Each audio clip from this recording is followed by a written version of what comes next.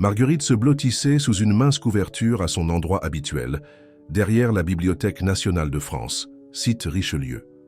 Le vent d'automne perçait sa veste usée et sa jambe prothétique lui faisait mal à cause du froid. Elle avait perdu sa jambe il y a 5 ans, lors de l'accident qui lui avait tout pris. Son travail d'infirmière, son petit appartement et enfin sa dignité. Mais elle n'avait jamais perdu son humanité. Les rues de Paris n'étaient pas tendres avec personne, surtout pas avec une femme handicapée dans la cinquantaine. Les gens passaient devant elle chaque jour, leurs regards se détournant comme si elle était invisible. Parfois, elle se demandait si elle n'était pas devenue un fantôme, hantant ces trottoirs animés où la vie filait sans la remarquer. Ce mardi commença comme tous les autres jours. Marguerite se réveilla tôt, plia sa couverture et se rendit au petit dîner où Jean-Pierre, le propriétaire au grand cœur, lui donnait parfois du café restant et des pâtisseries du jour précédent. Elle était assise sur son banc habituel au jardin du Luxembourg, savourant la chaleur de la tasse de café entre ses mains lorsqu'elle le vit. Un homme en costume chair passa en courant, parlant avec colère au téléphone. Il posa une mallette, en cuir sur le banc à côté du sien, puis s'éloigna de quelques pas, gesticulant sauvagement pendant qu'il se disputait avec quelqu'un. Marguerite observa qu'il se retourna soudainement et s'empressa de partir, laissant la mallette derrière, lui. « Monsieur » appela-t-elle, mais sa voix était trop faible, trop déshabituée d'être entendue. Il disparut dans la foule. Marguerite regarda la mallette. Il ferait bientôt nuit, et ce parc n'était pas sûr la nuit. Quelqu'un pourrait la voler. Avec difficulté, elle se leva, se stabilisant sur ses béquilles. La mallette était lourde, mais elle réussit à la sécuriser. Elle l'ouvrit juste, assez pour chercher une pièce d'identité. Au lieu de cela, elle trouva des liasses de billets de 100 €. Ses mains tremblaient. Il devait y avoir au moins 100 000 €. Plus d'argent qu'elle n'en avait vu de toute sa vie. Pendant un instant, Marguerite se laissa imaginer ce qu'elle pourrait faire avec cet argent. Elle pourrait obtenir une nouvelle prothèse, une qui ne lui fasse pas aussi mal. Elle pourrait louer une petite chambre, dormir à nouveau dans un vrai lit. Elle pourrait acheter des vêtements chauds pour l'hiver qui approchait, mais l'argent ne lui appartenait pas. Elle ferma la mallette et la serra fort. Sur la serrure plaquée or, elle remarqua une gravure, Dubois Industrie. Elle connaissait ce bâtiment.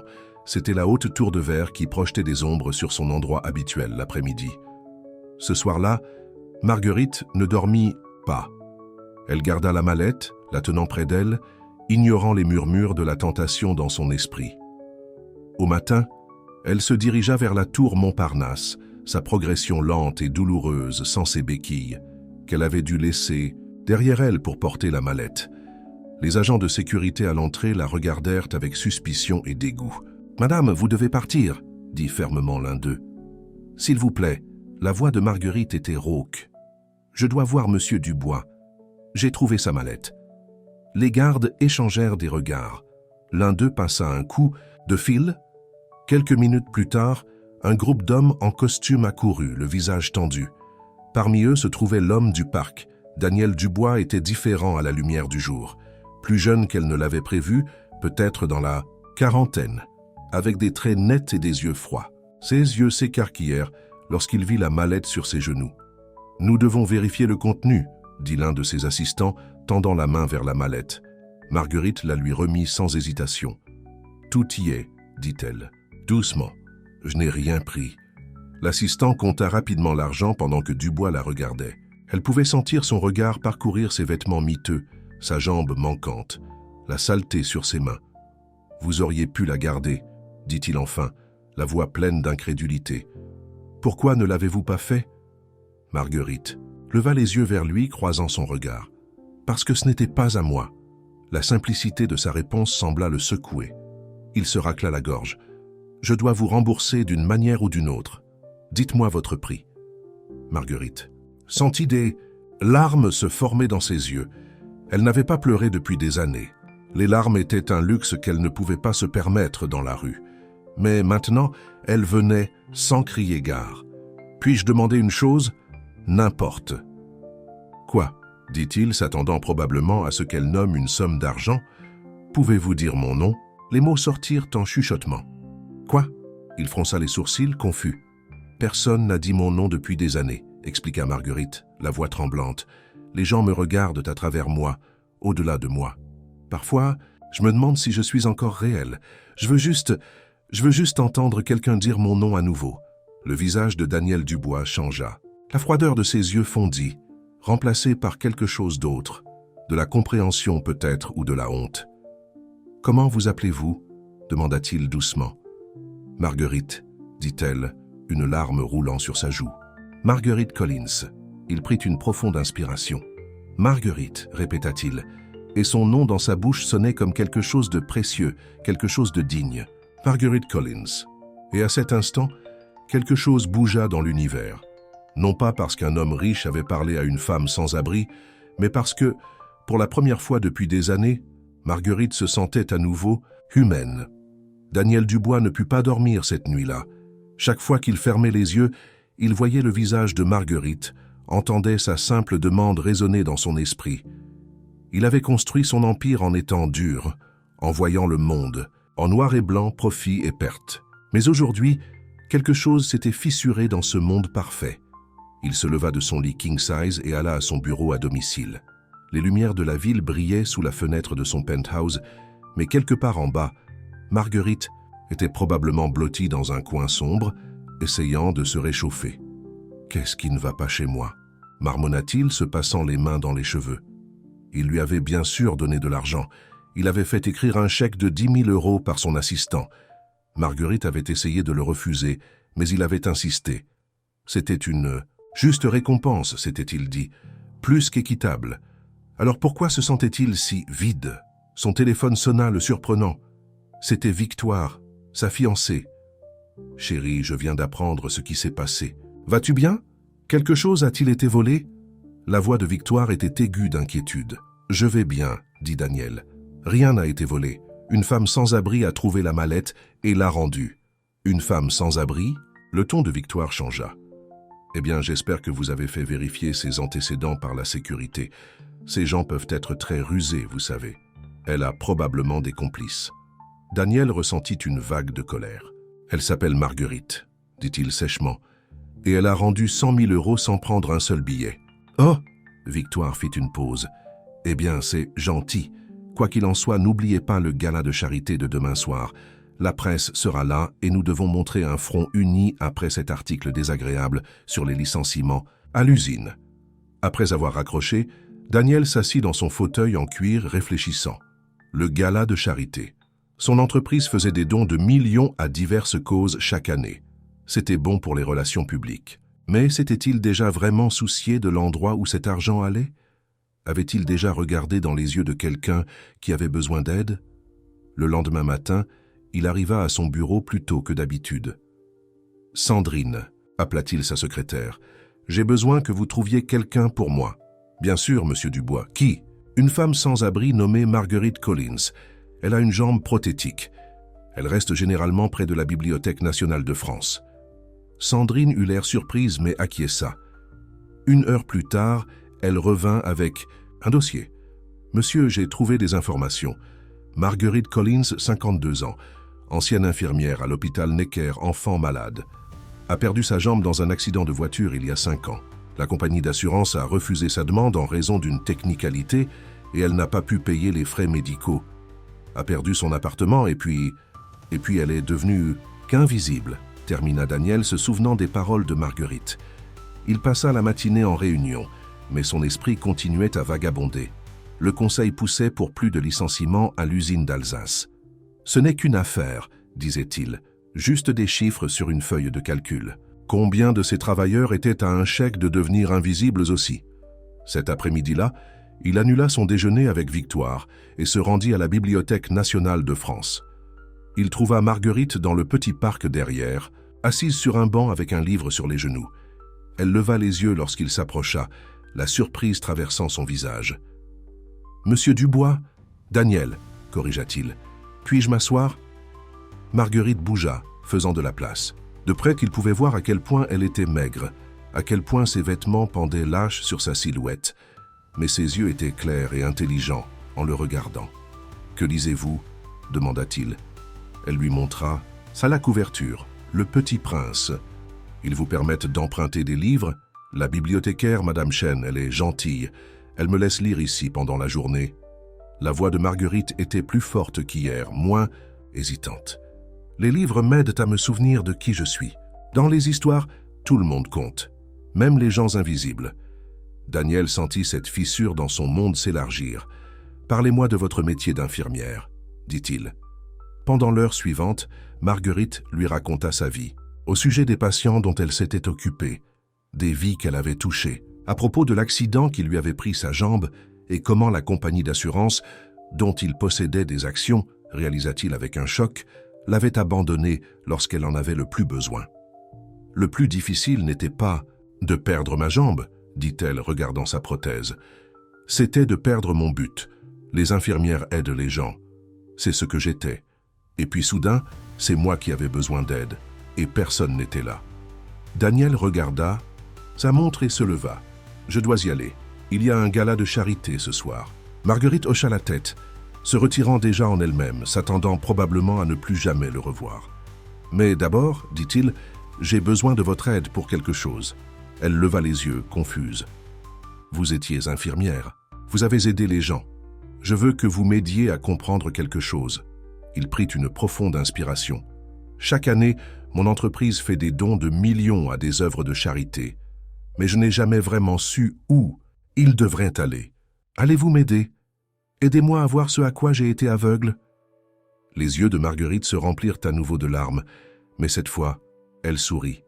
« Vous voulez mon aide? »« Oui, » dit Daniel.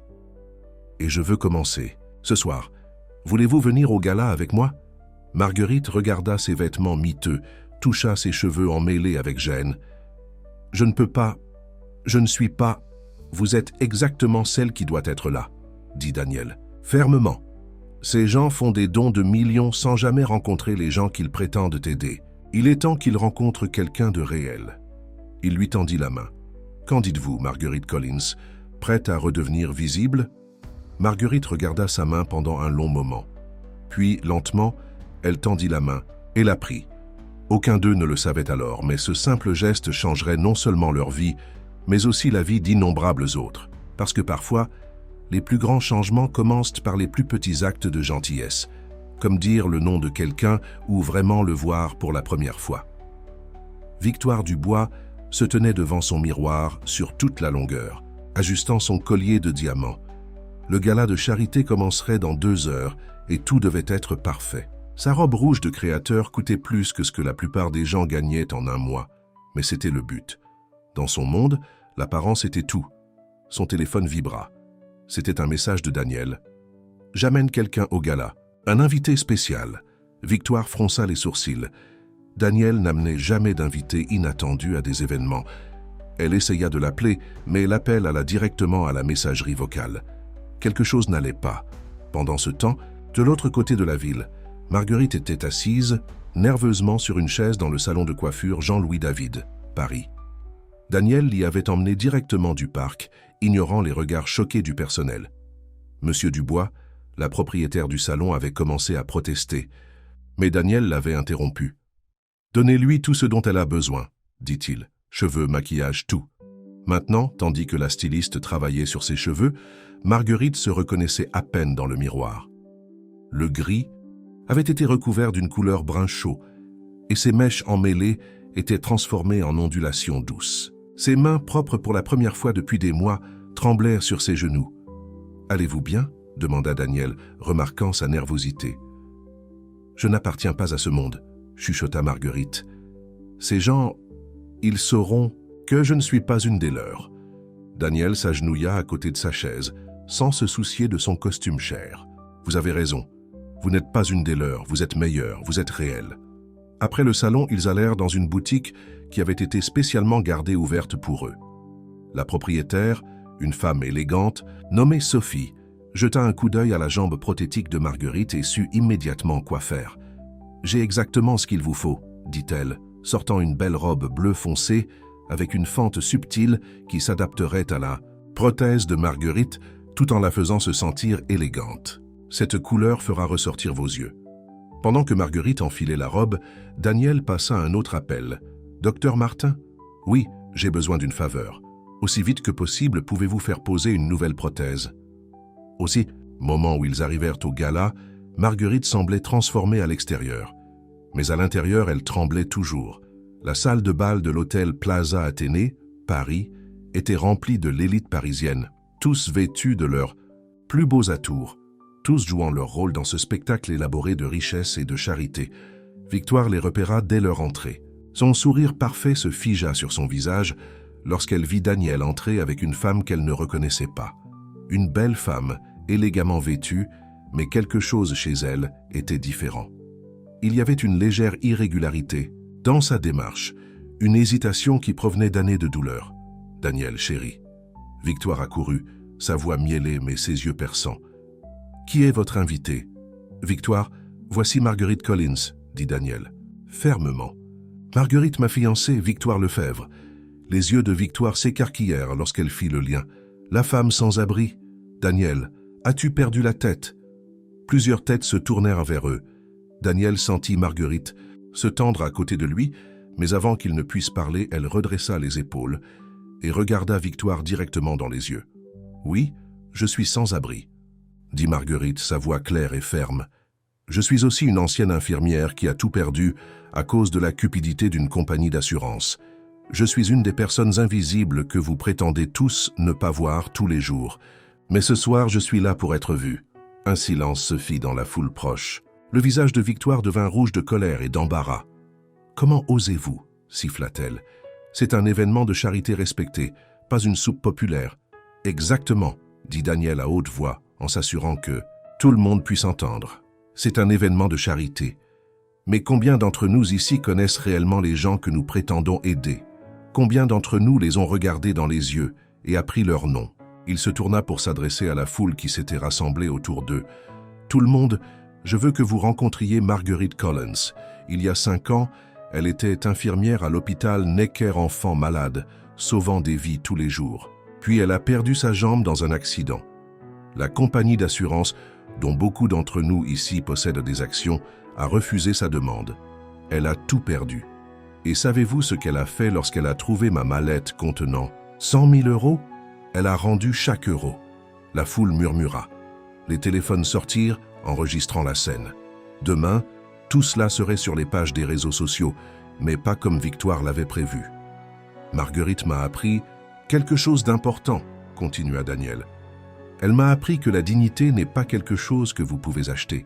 C'est quelque chose que vous donnez, en voyant les gens, en disant leur nom, en vous souvenant que chaque personne a de la valeur. » Un homme plus âgé s'avança de la foule. Marguerite le reconnut dans les journaux. Jacques Morin, l'un des plus grands administrateurs d'hôpitaux de la ville. « Vous avez travaillé à l'hôpital Necker-Enfants Malades ?» demanda-t-il à Marguerite. « Oui, dans... C'est le service de pédiatrie, » répondit-elle. « Pendant 15 ans. » Morin hocha lentement la tête. « Nous avons besoin d'infirmières expérimentées, surtout celles qui comprennent ce que vivent nos patients. » Il sortit une carte de visite et la lui tendit. « Venez me voir lundi. » Des larmes remplirent les yeux de Marguerite, mais elle les cligna des yeux. Ce n'était pas le moment de pleurer. Des larmes remplirent les yeux de Marguerite, mais elle les cligna des yeux. Ce n'était pas le moment de pleurer. Victoire observa avec horreur de plus en plus de gens s'approcher de Marguerite. Son gala de charité parfait s'était transformé en quelque chose de complètement différent, quelque chose de réel. Elle prit Daniel par le bras et l'entraîna de côté. « Qu'est-ce que tu fais? Ce n'est pas comme toi. Depuis quand t'intéresses-tu? Aux sans-abri » Daniel regarda sa fiancée, la regarda vraiment et pour la première fois il la vit clairement aussi. « Peut-être que c'est le problème, Victoire. Peut-être qu'il est temps que je devienne quelqu'un d'autre. » De l'autre côté de la salle, Marguerite discutait avec un groupe de médecins des difficultés rencontrées par les patients handicapés. Ses yeux brillaient, sa voix était assurée. Elle était dans son élément, partageant ses connaissances, faisant la différence. Et Daniel réalisa quelque chose qui allait tout changer. Il tombait amoureux, non pas de l'élégante femme en robe bleue, mais de l'âme qui se cachait dessous. La femme qui lui avait rendu son argent, qui avait seulement demandé à entendre son nom, qui lui avait montré ce qu'était la vraie dignité. Mais tandis qu'il l'observait, il ne remarqua pas Victoire s'éloigner pour passer un coup de fil. Elle avait travaillé trop dur pour laisser une femme sans abri ruiner tout ça. Si Daniel ne voulait pas entendre raison, elle devrait prendre les choses en main. « Allô? Oui, j'ai besoin que vous fassiez des recherches. Trouvez tout ce que... Vous pouvez sur Marguerite Collins. Tout le monde a des secrets. Trouvez les siens. La nuit était loin d'être terminée, et le vrai drame ne faisait que commencer. Le lendemain matin du gala, les journaux et les médias sociaux bourdonnèrent de l'histoire. Des photos de Marguerite et Daniel étaient partout, ainsi que des titres comme « L'héroïne sans abri du milliardaire vole la vedette » et « Coup de foudre lors d'un gala de charité ». Victoire jeta le journal sur la table du petit déjeuner de son appartement de luxe, ses mains parfaitement manucurées, tremblant de rage. Les titres étaient assez mauvais, mais les photos étaient pires. La façon dont Daniel regardait Marguerite, elle ne l'avait jamais vu regarder quelqu'un comme ça auparavant, pas même elle. Son téléphone sonna. C'était Roger, l'investigateur privé qu'elle avait engagé. « Dites-moi que vous avez trouvé quelque chose », demanda Victoire. « C'est compliqué », dit Roger. Son histoire est véridique. 15 ans comme infirmière pédiatrique, dossier impeccable, l'accident, tout. Mais quoi? Il y a quelque chose à propos de son fils. Victoire se redressa. Fils? Quel fils? Timothée Collins. Il avait 12 ans lorsque Marguerite a eu son accident. Après qu'elle ait tout perdu, l'aide sociale. L'enfance l'a pris en charge. Il a 17 ans maintenant, il vit avec une famille d'accueil en Normandie. Un sourire lent se répandit sur le visage de Victoire. Trouvez tout sur lui. Et Roger, assurez-vous que personne ne sache que vous cherchez.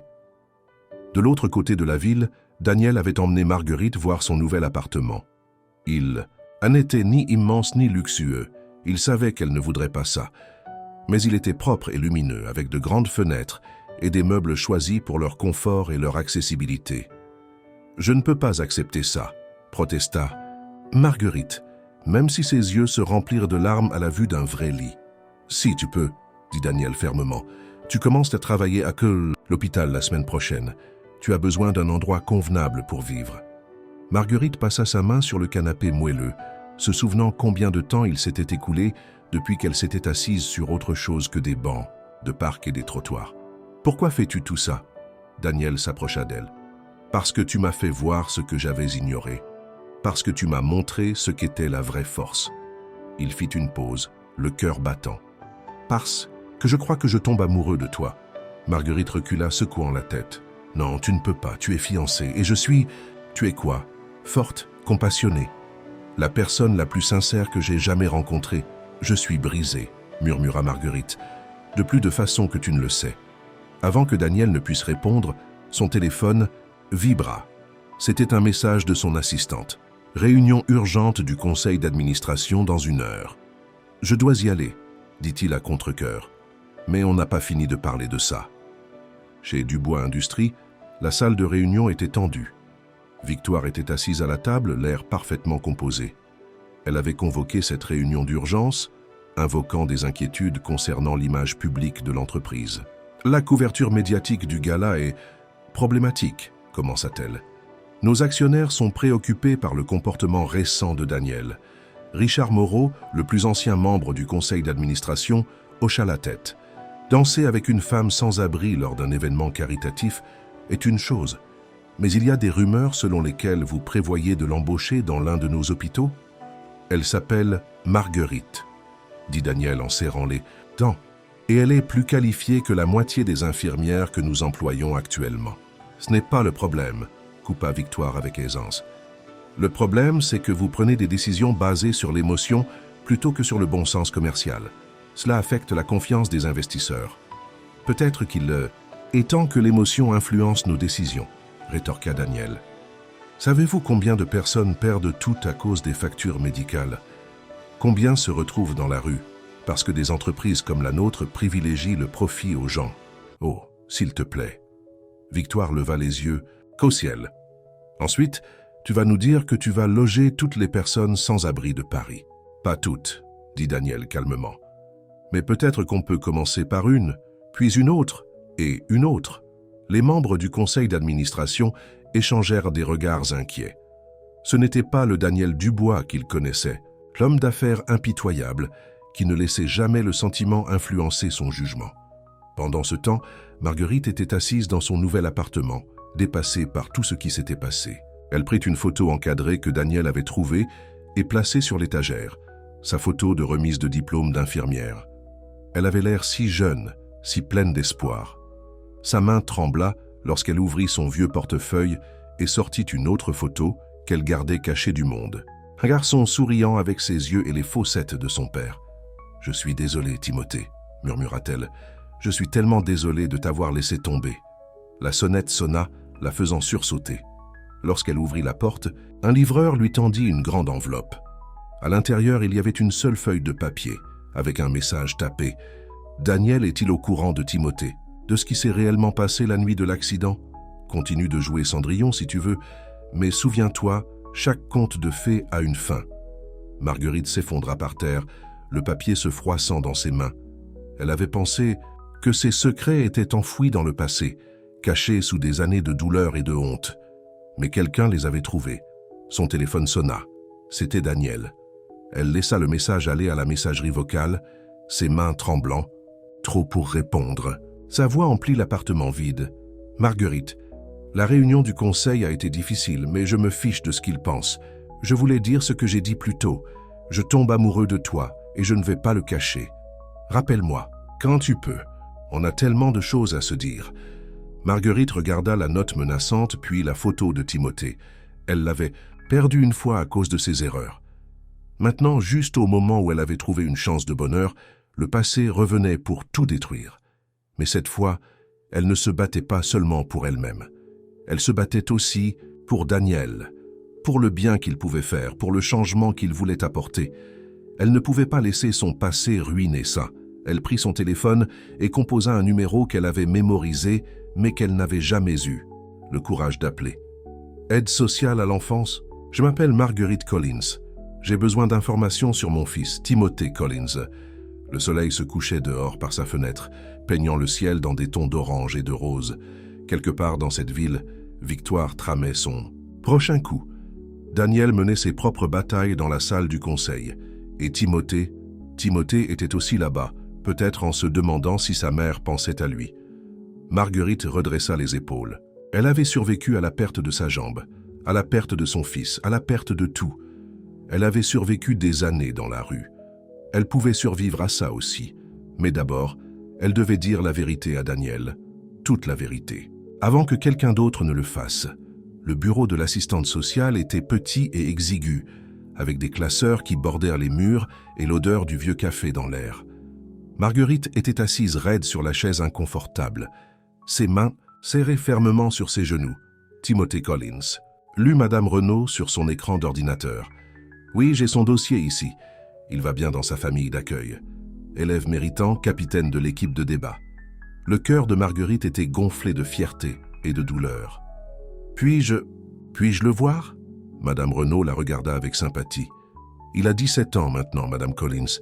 C'est à lui de choisir s'il veut ou non un contact. Je peux envoyer une demande à sa famille d'accueil. S'il vous plaît, » murmura Marguerite. « Dites-lui que je vais mieux maintenant. J'ai un travail, un endroit où vivre. Dites-lui que je ne l'ai jamais cessé d'aimer. » Alors qu'elle quittait le bureau, son téléphone vibra à nouveau. Un autre message de Daniel, le 10e aujourd'hui. Elle l'avait évité depuis qu'elle avait reçu la note menaçante, mais elle savait qu'elle ne pouvait pas se cacher pour toujours. Pendant ce temps, Victoire était assise dans le bureau de son investigateur privé, parcourant le dossier qu'il avait compilé. « Le rapport d'accident est intéressant », dit Roger pointant une section surlignée. Marguerite n'était pas seule dans la voiture ce soir-là. Timothée était avec elle, et il y avait de l'alcool impliqué. Les yeux de Victoire brillèrent. Donc notre infirmière parfaite conduisait en état d'ivresse avec son enfant dans la voiture? Comme c'est délicieusement scandaleux. Il y a plus, continua Roger. L'accident, ce n'était pas juste un coup du sort. Quelqu'un a coupé ses freins. Victoire fronça les sourcils. Quoi? Qui? La police ne l'a jamais résolu. Mais il y avait des rumeurs sur l'ex-mari de Marguerite. Il la menaçait, se battait pour la garde. Après l'accident, il a disparu, jamais retrouvé. Victoire s'assit en arrière, traitant cette information.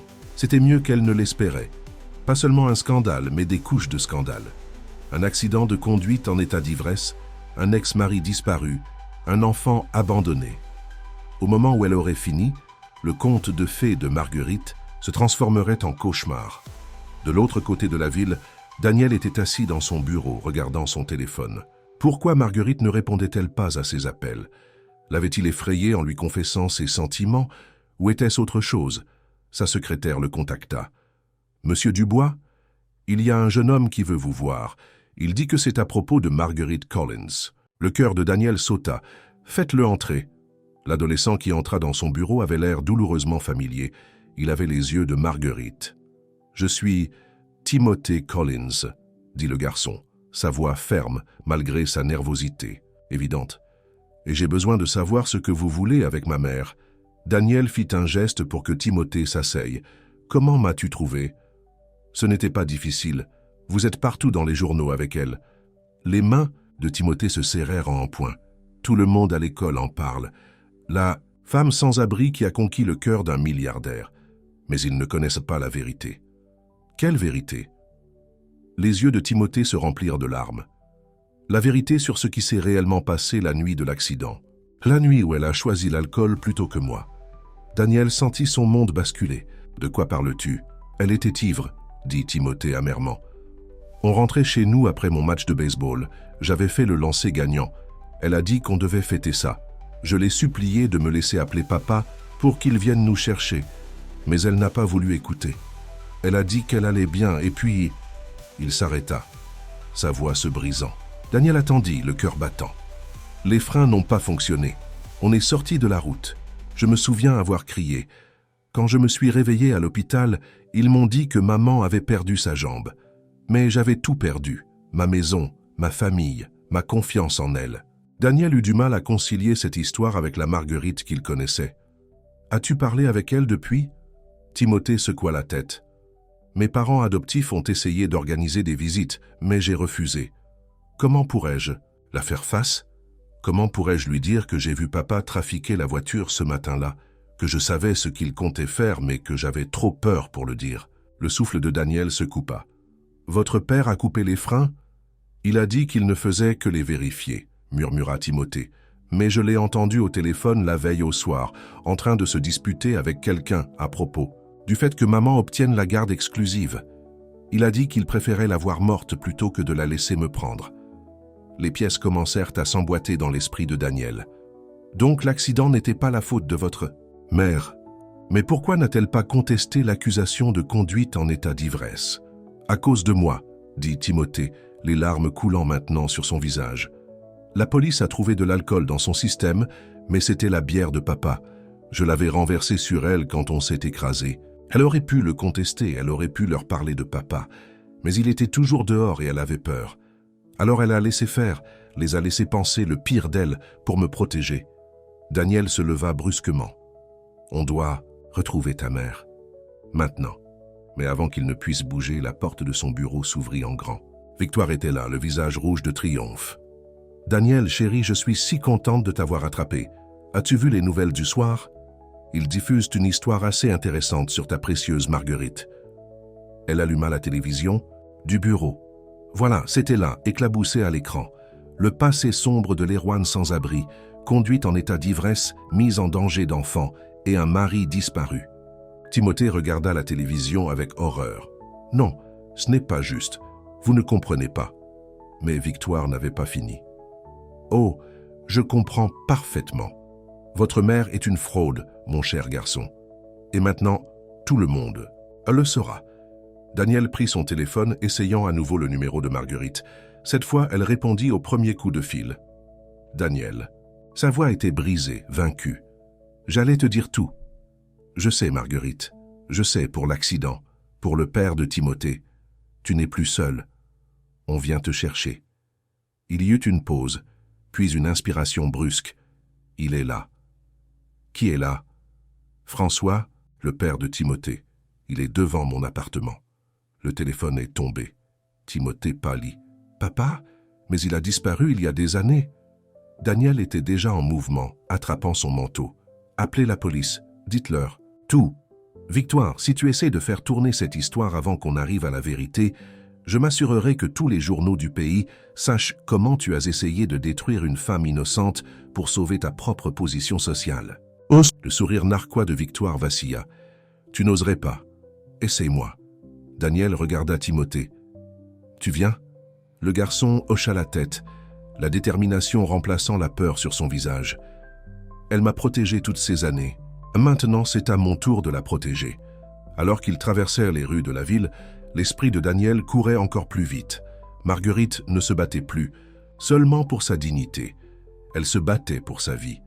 Et cette fois, elle n'aurait pas à se battre seule. Marguerite se tenait à la fenêtre de son appartement, le cœur battant.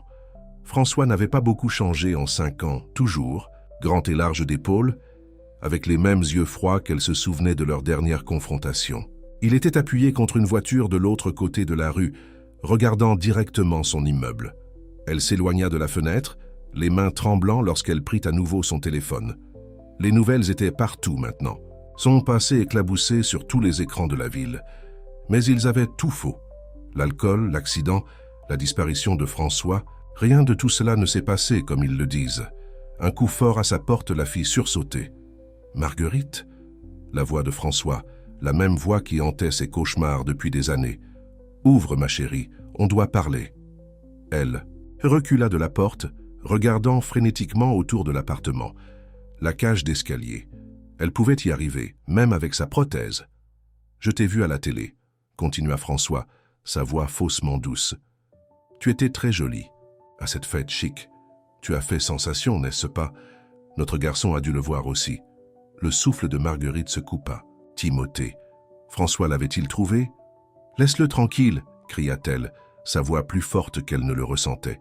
« Il est en sécurité maintenant. » Un rire brutal de l'autre côté de la porte. « En sécurité? Tu penses que ces riches auprès desquels tu te blottis peuvent le protéger de moi? Je suis son père.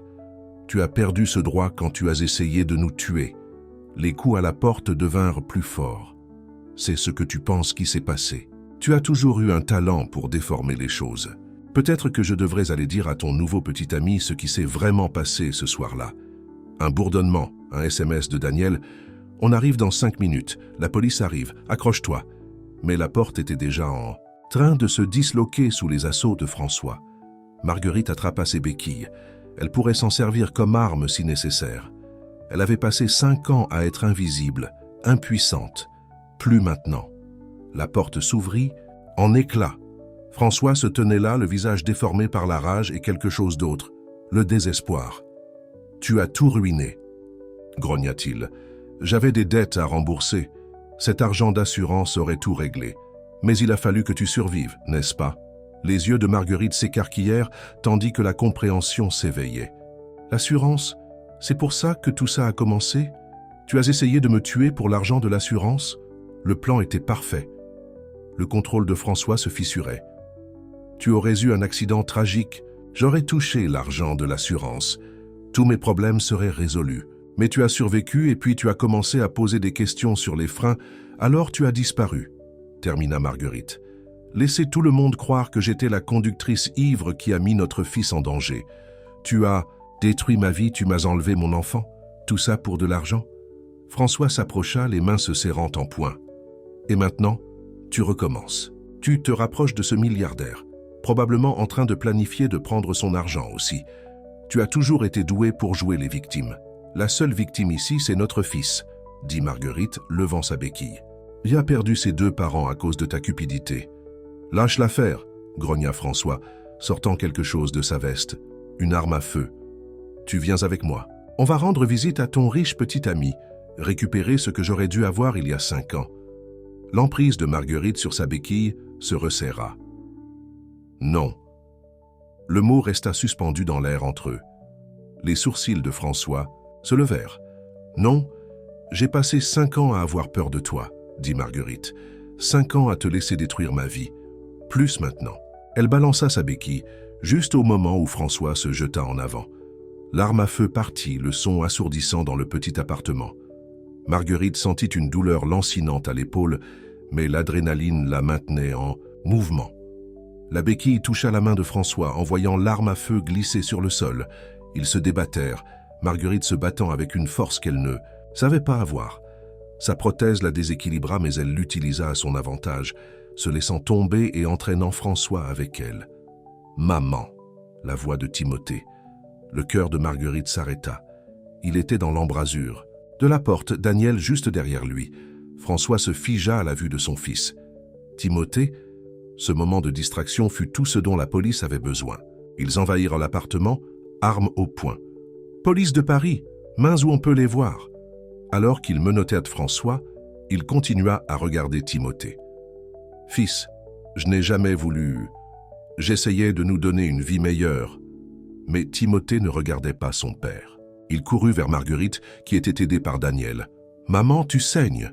Ce n'est qu'une égratignure, » dit Marguerite, bien que la douleur s'aggravait.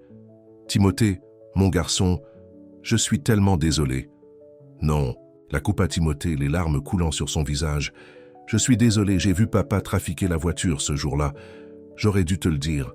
Toutes ces années, je t'ai blâmé parce que c'était plus facile que de me blâmer, moi-même. » Marguerite le serra fort contre elle avec son bon bras, sans se soucier de la douleur. « Rien de tout cela n'était de ta faute.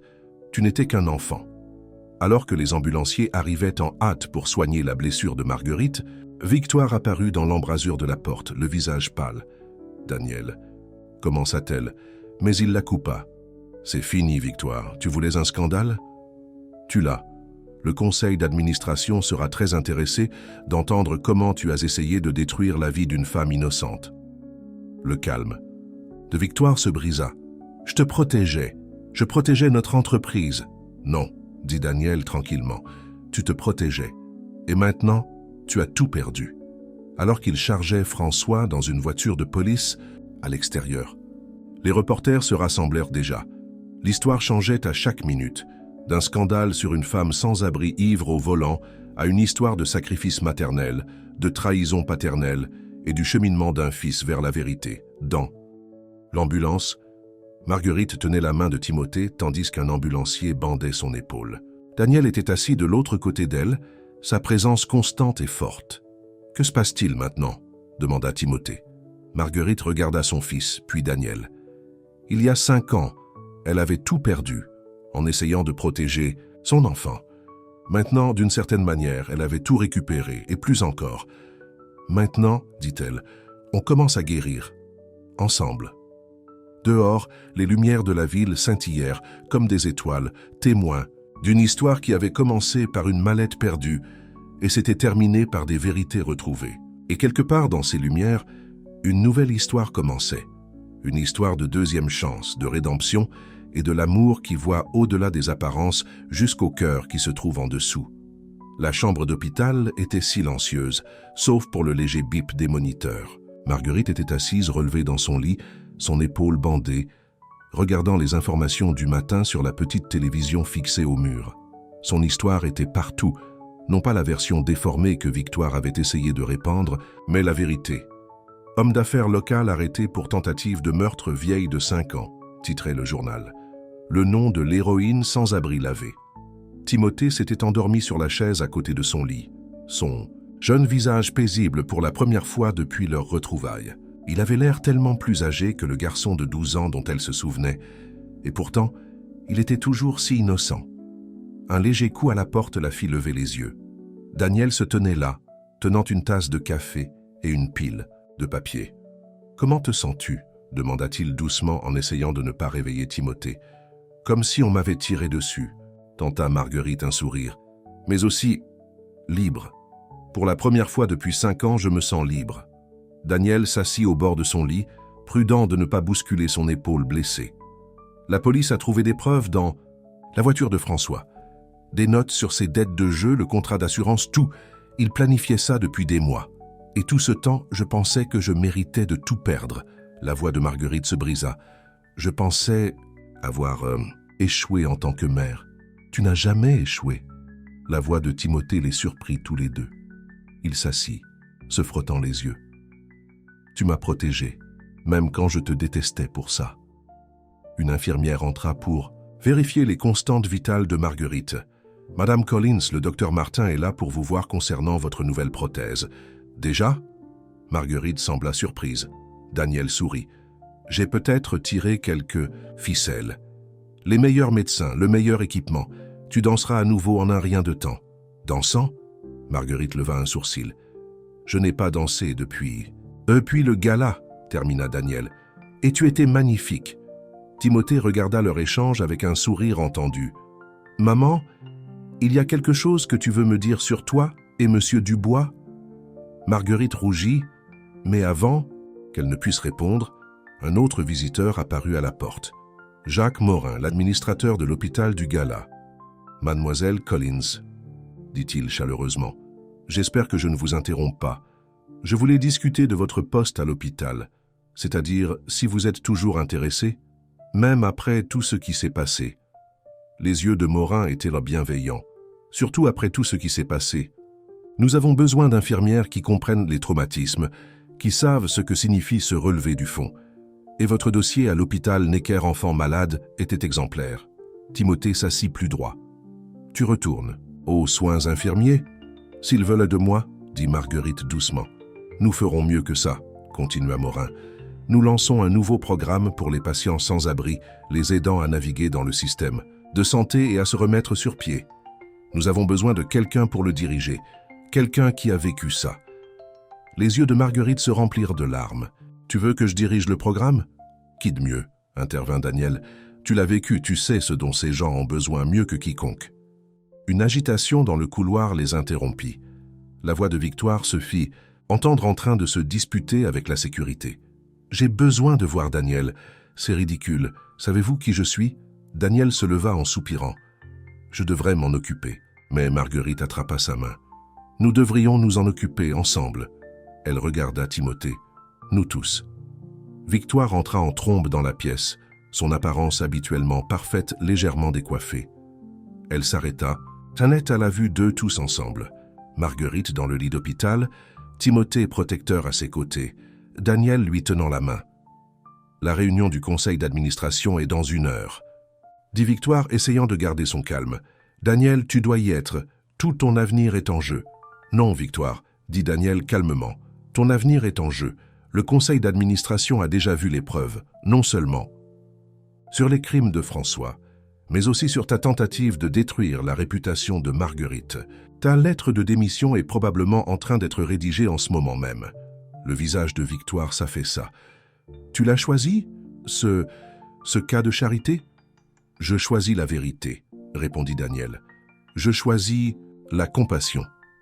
Et oui, je choisis l'amour. » Le souffle de Marguerite se coupa aux mots. Timothée lui serra la main. Victoire regarda autour de la pièce, le visage désapprobateur de Morin, l'attitude protectrice de Timothée, la façon dont les mains de Daniel et de Marguerite restaient liées. Elle vit ce qu'elle avait perdu, non seulement un fiancé ou un poste de pouvoir, mais son humanité. « Je n'ai jamais voulu, » commença-t-elle, puis s'arrêta. « Je n'ai pas compris. »« Non, » dit Marguerite doucement. « Tu n'as pas compris, mais peut-être que maintenant tu comprendras. » Victoire partit sans autre mot, ses talons claquant dans le couloir de l'hôpital pour la dernière fois. Morin s'éclaircit la gorge. « Eh bien, je devrais retourner au travail. » « Marguerite, prenez tout le temps dont vous avez besoin pour vous remettre. Votre poste vous attendra. » Après son départ, Timothée se leva. « Je devrais appeler mes parents adoptifs, leur faire savoir que je vais bien. Et maman, peut-être qu'on pourrait parler de mon retour à la maison. Pour de vrai, cette fois... » Marguerite le serra fort contre elle, ignorant la douleur à son épaule. « Rien ne me rendrait plus heureuse. » Quand ils furent seuls, Daniel retourna s'asseoir sur le lit. « Tu sais, quand tu m'as rendu ma mallette ce jour-là, je pensais que tu me rendais mon argent. Mais en réalité, tu me rendais mon âme. » Marguerite toucha son visage doucement. « Et tu m'as rendu ma dignité, ma vie, mon fils. Il y a une autre chose que je veux te donner, » dit Daniel, sortant une petite boîte de sa poche. Les yeux de Marguerite s'écarquillèrent. « Daniel, pas encore, » sourit-il, ouvrant la boîte pour révéler une simple clé. « D'abord, je veux te donner une maison, une vraie maison pour toi et Timothée. L'appartement au-dessus du mien est vide. Prends-le, fais-en ta maison. Laisse-moi te courtiser correctement comme tu le mérites. » Des larmes coulèrent sur les joues de Marguerite. « Tu sais, toutes ces nuits dans la rue, j'avais l'habitude de regarder les lumières de la ville et de me demander si quelqu'un me verrait à nouveau, vraiment me voir. »« Je te vois, Marguerite Collins, » murmura Daniel, essuyant ses larmes, « et je ne détournerai jamais le regard. » Devant la fenêtre de l'hôpital, le soleil du matin peignait la ville en... Genre quelque part en bas, la vie continuait. Des gens se précipitant au travail, passant à côté des invisibles dans les rues. Mais dans cette chambre d'hôpital, 2 personnes qui s'étaient retrouvées de la manière la plus improbable apprenaient que, parfois, la plus grande richesse n'est pas dans une mallette pleine d'argent, mais dans le courage d'ouvrir son cœur et de laisser l'amour entrer. 2 semaines après la fusillade, Marguerite se tenait dans l'appartement vide au-dessus du penthouse de Daniel, sa nouvelle prothèse lui semblant étrange, mais remarquablement confortable. Le soleil du matin traversait les fenêtres du sol au plafond, illuminant les pièces spacieuses qui deviendraient bientôt la maison pour elle et Timothée. « Qu'en penses-tu » demanda Timothée, venant à ses côtés. Il était resté chez ses parents adoptifs, mais passait chaque moment libre avec elle alors qu'ils planifiaient leur nouvelle vie ensemble. « C'est accablant, » admit Marguerite. « Il y a quelques semaines, je dormais derrière la Bibliothèque nationale de France. Maintenant, tu es là où tu dois être, » dit la voix de Daniel dans l'embrasure de la porte. Il portait une boîte étiquetée « Livre de Timothée ». Les 2 dernières semaines avaient été un tourbillon. L'arrestation de François avait fait les gros titres nationaux, menant à une enquête complète de la compagnie d'assurance qui avait refusé la demande de Marguerite il y a 5 ans. Il s'est avéré que son cas n'était pas le seul qu'ils avaient dû mal gérer. « Les avocats pensent que tu vas obtenir un règlement substantiel », dit Daniel, posant la boîte. « La compagnie d'assurance veut éviter un scandale. »« Public !» Marguerite secoua la tête. « Je ne veux pas de leur argent. Prends-le, » insista Timothée. « Utilise-le pour aider d'autres personnes comme toi, des gens qui ont tout perdu à cause de la cupidité des entreprises. » Marguerite regarda son fils avec fierté. Il était devenu si sage, si compatissant. La colère qui l'avait rempli, pendant 5 ans, se transformait en un désir de réparer les choses. L'ascenseur sonna et Sandrine Chen entra portant une pile de papier. Elle avait été l'assistante de Victoire chez Dubois Industries, mais après la démission de Victoire, elle avait montré à Daniel des preuves de toutes les transactions louches qu'elle avait été forcée de dissimuler. « Le conseil d'administration a approuvé tout », annonça Sandrine avec enthousiasme.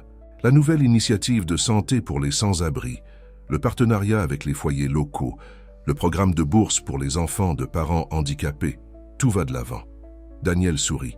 « Et le nouveau poste ?» Sandrine rayonna en regardant Marguerite. « Ils veulent que vous dirigiez toute la division de la sensibilisation communautaire. Votre histoire a inspiré beaucoup de gens, Madame Collins. Marguerite, corrigea-t-elle doucement, et je ne connais rien à la gestion d'une division d'entreprise. Mais tu sais tout ce dont les gens ont besoin, dit Daniel.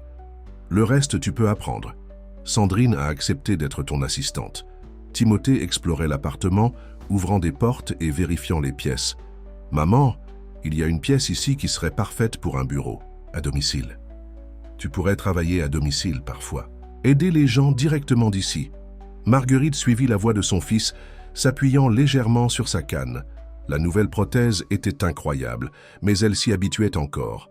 La pièce que Timothée avait trouvée était lumineuse et paisible, avec une vue sur le parc où elle avait trouvé la mallette de Daniel. La vie a une étrange façon de boucler la boucle, médita-t-elle. En parlant de boucle, Daniel sortit quelque chose de sa poche, la même petite boîte de l'hôpital. Mais cette fois, quand il l'ouvrit, il y avait une bague à l'intérieur. Simple, élégante, avec un petit diamant qui captait la lumière du matin. « Daniel », commença Marguerite, mais il leva la main. « Écoute juste, je sais que c'est rapide. Je sais qu'on a beaucoup de choses à régler. Mais j'ai passé toute ma vie à prendre des décisions rapides sur l'argent et les affaires. Maintenant, pour la première fois, je prends une décision rapide sur l'amour, et je n'ai jamais été aussi sûr de rien. » Timothée apparut dans l'embrasure de la porte, essayant de cacher son sourire. « Marguerite Collins, continua Daniel, tu m'as montré à quoi ressemblait la vraie force. Tu m'as appris que la vraie richesse n'est pas dans un compte bancaire, mais dans la capacité à prendre soin, à pardonner, à aimer. M'épouseras-tu » Des larmes remplirent les yeux de Marguerite. Elle regarda Timothée qui hocha la tête encourageante. « Il te fait sourire, maman, » dit Timothée doucement. « Je ne t'ai pas vu sourire comme ça depuis avant que tout ne se passe. » Marguerite se retourna vers Daniel. « Oui, » murmura-t-elle. « Oui. » Alors que Daniel glissait la bague à son doigt, Sandrine apparut avec d'autres nouvelles. « La presse est en bas. Ils veulent une déclaration sur les fiançailles. » Marguerite se tendit. L'attention des médias la mettait toujours mal à l'aise. On n'est pas obligé de dire quoi que ce soit, la rassura Daniel. Mais Marguerite redressa les épaules. Non, on devrait. Pas à propos des fiançailles, c'est à nous. Mais à propos des nouveaux programmes, à propos d'aider les autres qui luttent, peut-être que quelque part, quelqu'un d'autre a besoin d'entendre qu'il n'est pas invisible. Timothée lui prit la main. « Je peux venir avec toi? Je veux raconter mon histoire aussi. Peut-être que ça aidera les autres enfants à mieux comprendre leurs parents. » Marguerite serra son fils fort contre elle. Il y a 5 ans, elle l'avait perdu parce qu'elle essayait de le protéger. Maintenant, ils étaient plus forts ensemble parce qu'ils affrontaient la vérité ensemble. Dans le hall, les journalistes attendaient avec des caméras et des microphones. Mais cette fois, Marguerite n'avait pas peur. Timothée d'un côté, Daniel de l'autre, et un avenir plein de sens devant elle. « Madame Collins, lança un journaliste, est-il vrai que vous prenez la tête du service d'action sociale chez Dubois Industrie ?» Marguerite fit un pas en avant, sa nouvelle bague scintillant à la lumière. « Appelez-moi Marguerite, s'il vous plaît. Et oui, c'est vrai. Mais plus important encore, je veux parler aux gens qui pensent avoir tout perdu. Je veux qu'ils sachent que le fond du gouffre n'est pas la fin de leur histoire, parfois ce n'est que le début. » Sous les flashs des appareils photo et la volée de questions, Marguerite sentit la main de Daniel serrer la sienne. Elle pensa à toutes ces personnes invisibles, dormant dans les portes et derrière les bibliothèques, livrant des combats que personne ne voyait. Elle avait été l'une d'elles.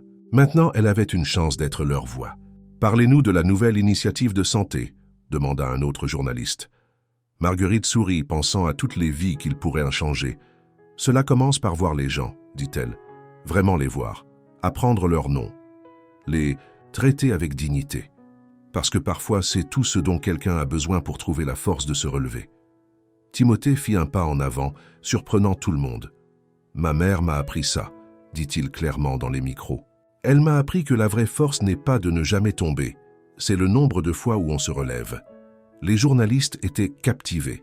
Voici la vraie histoire, pas seulement une histoire de réussite, mais une histoire de famille, de rédemption et d'un amour qui transforme non seulement 2 personnes, mais toute une communauté. En regardant son fils parler avec autant de passion, Daniel les observant tous les deux avec fierté, Sophie prenant des notes pour leur prochaine réunion, Marguerite réalisa quelque chose de profond. Elle avait passé 5 ans à être invisible, mais elle n'avait jamais été vraiment seule. Chaque personne qui lui avait témoigné de la gentillesse, Jean-Pierre au restaurant, Madame Chen à la bibliothèque, même les agents de sécurité qui la laissaient parfois dormir dans l'entrée de l'immeuble, ils avaient tous vu son humanité lorsqu'elle ne pouvait plus la voir elle-même. Maintenant, c'était à son tour de voir les autres, de les aider à retrouver le chemin de la lumière.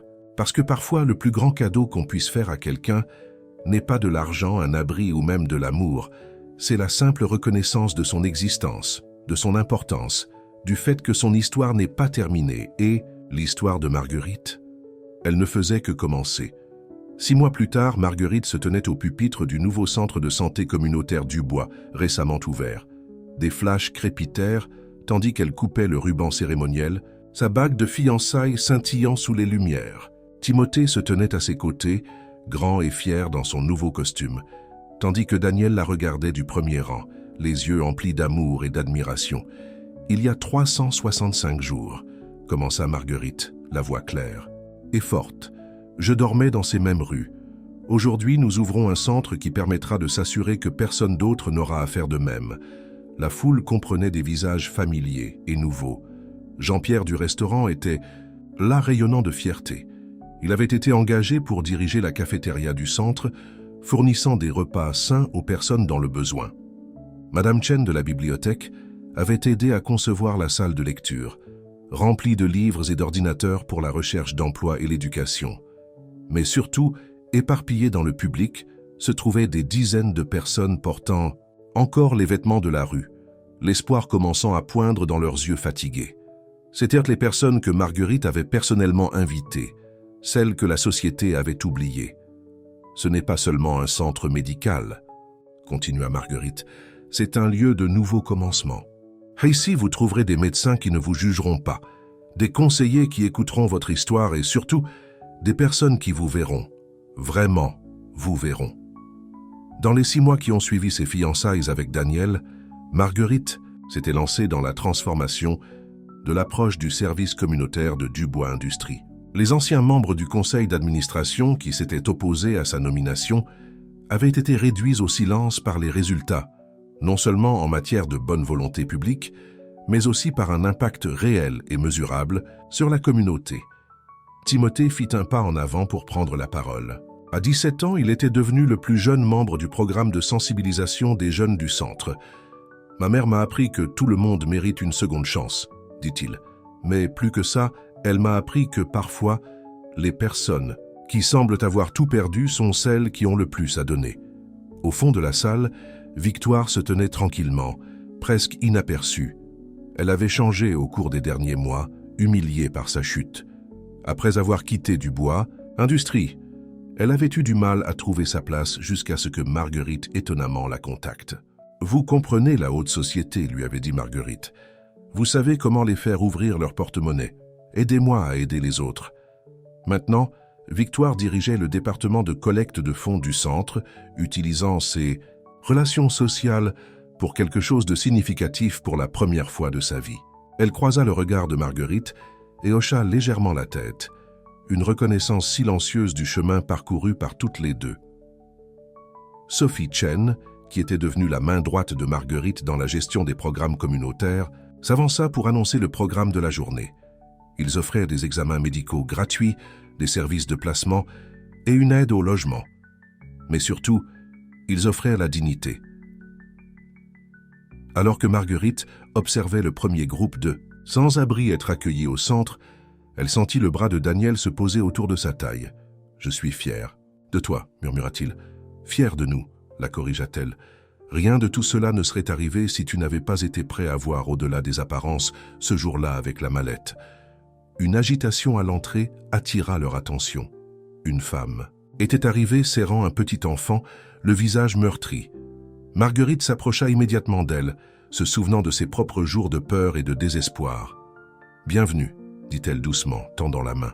« Je suis Marguerite. »« Comment vous appelez-vous » ?»« Suzanne, » murmura la femme en sursautant légèrement. « Je ne savais pas où aller ailleurs. »« Vous êtes au bon endroit, » la rassura Marguerite. Elle regarda Timothée, qui comprit immédiatement, et alla chercher Sophie et la conseillère. En crise, Daniel observa Marguerite conduire doucement Suzanne et son enfant dans une pièce privée. C'est pour cela qu'il était tombé amoureux d'elle. Non pas parce qu'elle avait rendu son argent, mais parce qu'elle avait une capacité infinie de compassion, même après tout ce qu'elle avait traversé. Plus tard dans la soirée, alors que la première journée du centre touchait à sa fin, Marguerite était assise dans son bureau, regardant les photos encadrées sur son bureau. L'une d'elles la montrait avec Timothée lors de son récent championnat d'équipe de débat. Une autre capturait le moment où Daniel lui avait fait sa demande. Mais sa préférée était une photo de groupe du personnel du centre, un mélange de professionnels de la santé, d'anciens sans-abri qui avaient changé de vie et de bénévoles de tous horizons. Un coup à sa porte révéla Timothée, l'air pensif. « Maman, on peut parler ?» Toujours, sourit Marguerite, tapotant la chaise à côté d'elle. « J'ai réfléchi à l'université, » dit Timothée. « Je sais qu'on a parlé de mes études de médecine, mais je veux étudier le travail social à la place. Je veux aider les enfants qui ont traversé ce que j'ai traversé. » Marguerite sentit les larmes lui monter aux yeux. « Timothée, j'étais tellement en colère, » continua-t-il, « contre toi, contre papa, contre le monde. Mais maintenant, je comprends que la douleur peut soit vous briser, soit vous rendre plus fort. Tu as choisi d'être plus forte, d'aider les autres. Je veux faire la même chose. » Marguerite serra son fils dans ses bras, s'émerveillant du jeune homme qu'il était devenu. Le passé ne pouvait être effacé, les années qu'ils avaient perdues, la douleur qu'ils avaient endurée, mais il pouvait être transformé en quelque chose de significatif. Daniel les retrouva quelques minutes plus tard, venant les rappeler à leur réservation pour le dîner. Il s'arrêta sur le seuil, ne voulant pas interrompre le moment. « Entrez » appela Marguerite, s'essuyant les yeux.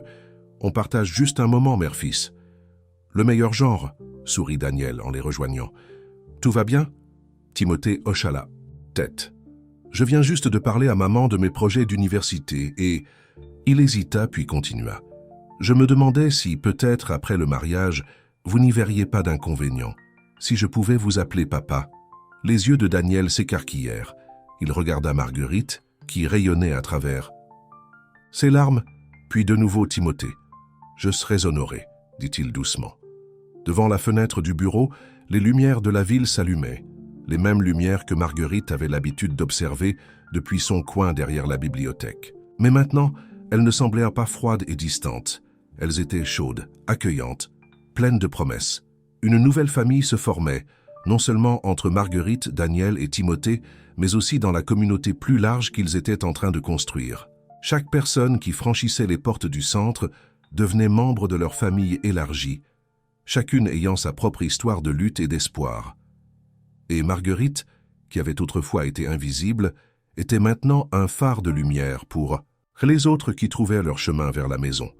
Le jardin du domaine Dubois était en pleine floraison, des roses blanches et des lys créant un chemin vers l'arche fleurie où Daniel attendait. 1 an s'était écoulé depuis que Marguerite lui avait rendu sa mallette, et maintenant ils étaient prêts à commencer leur nouvelle vie ensemble. Timothée ajusta nerveusement sa cravate. En tant que témoin, il avait à la fois les alliances et un discours à prononcer. Mais plus important encore, il avait la chance d'honorer publiquement la mère qui avait tout sacrifié pour lui. Dans la suite nuptiale, Marguerite était assise tranquillement pendant que Sophie Chen mettait la touche finale à ses cheveux. La robe de mariée était élégante mais simple, choisie plus pour le confort que pour le spectacle. Sa nouvelle prothèse de jambe, spécialement conçue pour l'occasion, brillait doucement sous l'ourlet. « Les invités sont tous là », rapporta Sophie, y compris des invités spéciaux.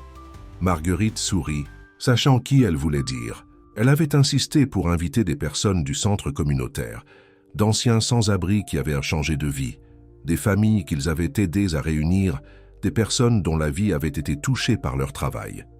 Victoire frappa doucement avant d'entrer.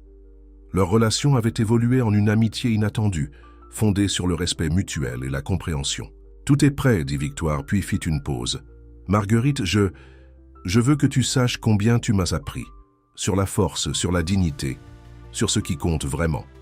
Nous avons tous appris les uns des autres, répondit Marguerite, en se levant prudemment. C'est ce que fait une famille. Un coup doux à la porte révéla Jean-Pierre du restaurant, élégant dans un nouveau costume. Prête, ma grande. J'ai réchauffé mon bras pour te conduire jusqu'à l'hôtel. Marguerite avait demandé à Jean-Pierre de la conduire à l'hôtel, se souvenant de tous les matins où il lui avait offert un café supplémentaire et des pâtisseries du jour précédent, la traitant avec gentillesse lorsqu'elle se sentait invisible au monde. La musique du mariage commença à jouer, non pas la marche traditionnelle, mais une douce mélodie que Timothée avait lui-même composée, un cadeau à sa mère et à son futur beau-père. Alors que Marguerite descendait l'allée au bras de Jean-Pierre, elle vit des visages qui racontaient l'histoire de son voyage. Madame Chen de la bibliothèque, s'essuyant les yeux avec un mouchoir. Suzanne, la femme qui était venue au centre ce premier jour, maintenant en sécurité et forte avec son enfant à ses côtés. Des médecins et des infirmières de l'hôpital où elle était retournée travailler, des membres du conseil d'administration qui avaient appris à voir au-delà des marges bénéficiaires et des personnes de la rue qui retrouvaient leur chemin vers la vie. Les yeux de Daniel se remplirent de larmes lorsqu'il la vit. Il se souvenait de leur première rencontre, de la façon dont elle s'était assise dans son bureau en demandant seulement d'entendre son nom prononcé à haute voix. Maintenant, elle marchait vers lui non pas comme une femme ayant besoin de secours, mais comme son égale, sa partenaire, son amour. Timothée se tenait fièrement aux côtés de Daniel, n'étant plus le garçon en colère qui avait blâmé sa mère, mais un jeune homme prêt à porter leur message d'espoir et de rédemption vers l'avenir. « Bien-aimé », commença le ministre, mais Marguerite pouvait à peine entendre les mots par-dessus les battements de son cœur. Daniel et elle avaient écrit leurs propres vœux, simples et vrais comme leur amour. « Marguerite, dit Daniel, la voix forte d'émotion, tu m'as appris que la vraie richesse n'est pas dans ce que nous possédons, mais dans ce que nous donnons. En me rendant ma mallette, tu m'as rendu mon âme. En t'aimant, j'ai trouvé mon but. Je promets de passer chaque jour à t'aider à rendre l'invisible visible, à transformer la douleur en but et à prouver que l'amour est la plus grande dignité de toutes. » Marguerite serra ses mains, les larmes coulant sur ses joues. « Daniel, tu m'as vu quand j'étais invisible. Tu m'as entendu quand j'étais silencieuse. Mais plus que ça, tu m'as aidé à me voir à nouveau. Je promets d'être ta partenaire en toutes choses, de t'aider à garder ton cœur ouvert et de te rappeler chaque jour que les plus grands cadeaux ne peuvent pas être achetés. Ils ne peuvent être donnés que librement, avec amour. Timothée s'avança avec les alliances, des anneaux simples qui correspondaient à la bague de fiançailles de Marguerite. En les échangeant, il sentit ses propres yeux se remplir de larmes.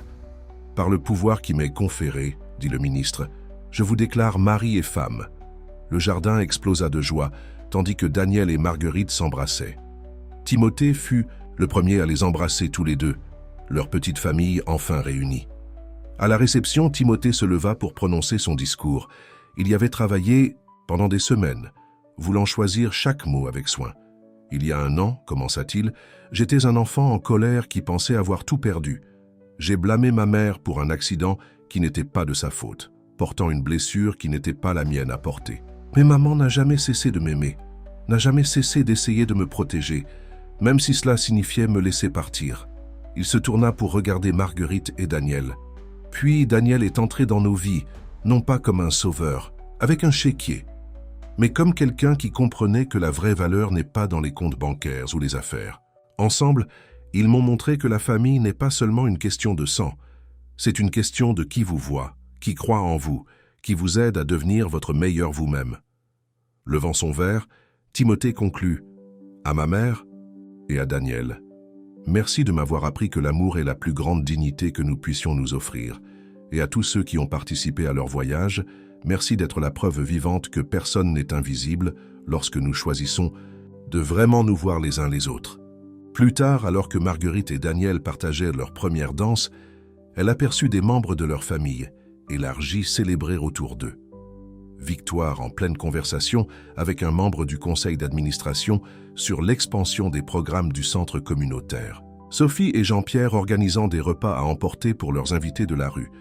Madame Chen discutant de projets de programmes de bibliothèque mobile avec des bénévoles. « Heureuse ?» demanda Daniel doucement, la serrant fort. Marguerite leva les yeux vers lui, puis regarda autour d'elle le jardin rempli de personnes de tous horizons, unies dans la célébration. « Plus qu'heureuse », répondit-elle. « Reconnaissante et prête. Prête pour quoi? Pour ce qui va suivre, pour aider plus de gens, pour construire notre famille, pour vivre chaque jour en me souvenant de ce que c'est que d'être invisible, afin que nous n'arrêtions jamais de voir ceux qui ont besoin d'être vus. » Alors que la soirée touchait à sa fin, Marguerite et Timothée partagèrent un moment privé sous les étoiles. « Je t'aime, maman, » dit-il simplement. « Désolé qu'il m'ait fallu si longtemps pour retrouver mon chemin vers toi. Tu n'es jamais parti. » Marguerite toucha sa joue. « Tu as toujours été dans mon cœur, me donnant la force de continuer, d'être quelqu'un dont tu pourrais être fier. » Daniel les rejoignit, les enveloppant tous les deux de ses bras. Ensemble, ils regardèrent le jardin où leur nouvelle vie avait officiellement commencé. Mais le vrai miracle n'était pas dans le beau mariage ou la fin heureuse. C'était dans le voyage qui les y avait conduits. Un voyage qui avait commencé avec une mallette perdue et une femme invisible et qui s'était transformé en une histoire d'amour, de rédemption et du pouvoir incroyable de voir la dignité dans chaque âme humaine. Au-dessus d'eux, les étoiles brillaient comme les lumières de la ville que Marguerite avait l'habitude d'observer depuis les rues. Mais maintenant, elles n'étaient pas distantes et froides.